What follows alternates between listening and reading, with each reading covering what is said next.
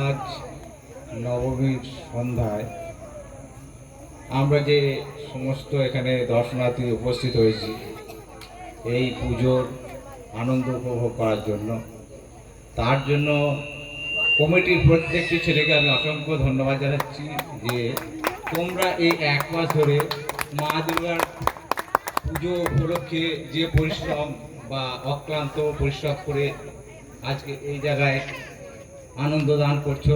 বিশেষ কিছু আমি বলতে পারছি না এর বেশি।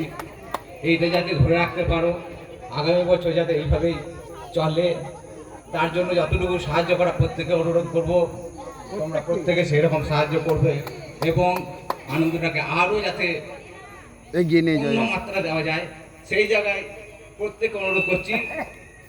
অক্লান্ত পরিশ্রমের মাধ্যমে তোমরা সাহায্য করবে এই সমস্ত কমিটির ছেলেদেরকে, যাতে তারা একটু উৎসাহ পেয়ে তোমাদের এই অক্লান্ত পরিশ্রমের ফল যেন তোমরাই নিজেরাই উপভোগ করতে পারো।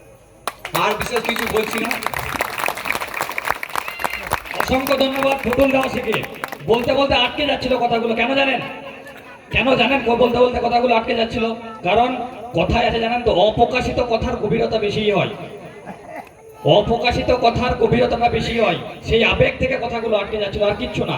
অসংখ্য ধন্যবাদ জানাই ফুটুল দাসকে।